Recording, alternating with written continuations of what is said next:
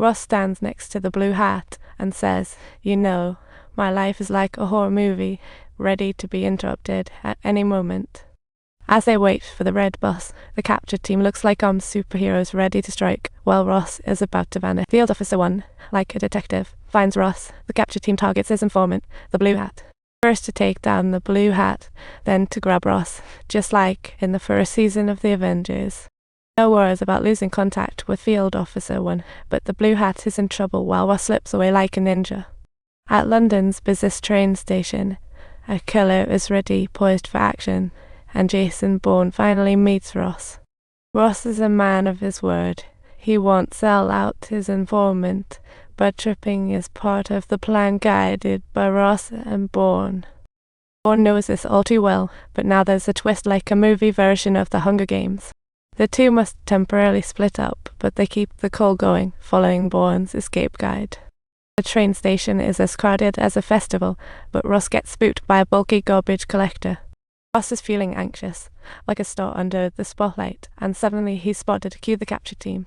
Group C, Field Officers 2 and 4 are coming after him, while Bourne stays cool, tracking the enemy like a picture book.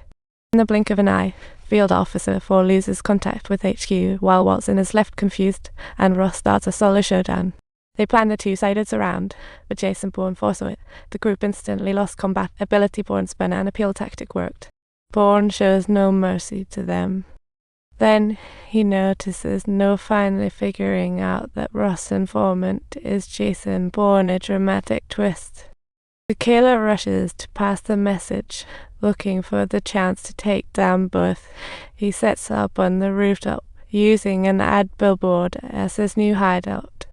He pulls out sniper rifle parts, piecing them together like a puzzle, even though the result might not win the championship. He receives 2 photos, Jason Bourne and reporter Ross. Now they have to split up and act separately. Bourne scans for an escape route, but sees Ross panicking again, thinking he can escape through the entrance.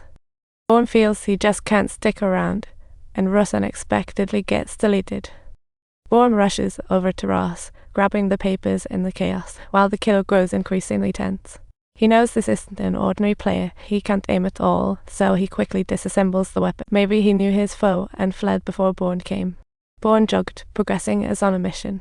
Unfortunately, it's too late. 2 agents eye each other and scatter. Watson panics. He rushes to report to the director, who sends someone to locate Pamela Landy. Bourne hits up a small internet cafe, searching. The content mostly pertains to Bourne and the Blackbriar Project, but a side note catches Bourne's attention. He immediately gets up, prepared to head to Madrid, Spain, when news of Ross being processed comes in.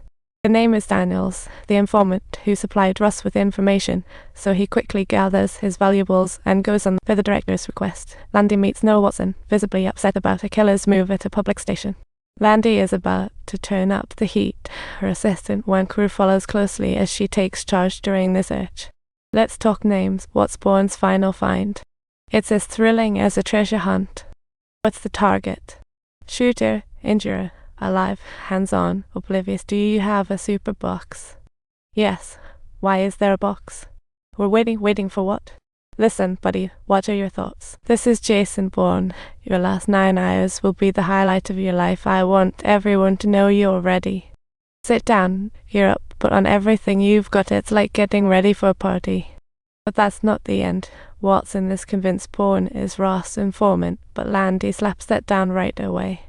According to the investigation, Ross called the editor right after flying from Turin, Italy, to London. So dramatic. This indicates he met the informant in Turin. If the informant is Bourne, why meet again at the railway station? Watson thinks it all makes sense.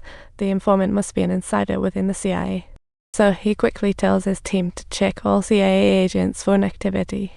Trace all incoming and outgoing calls Ross made while in Turin, leaving Landy with a headache. Next fella is a CIA executive, highly secretive, negotiating with Ross. Do you really think he'd use a phone? Subtitles, no results. Any better ideas?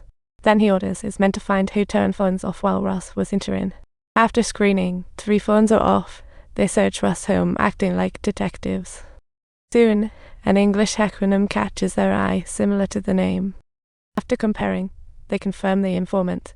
You can trust him. He's the head of the CIA station in Madrid, Neil Daniels. Meanwhile, Bourne has already arrived.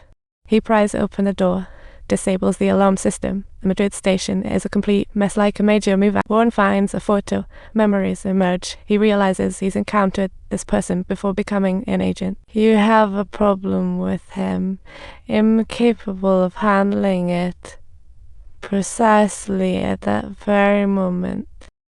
Surveillance shows a car Watson's agent. Bourne sets a trap, gun ready.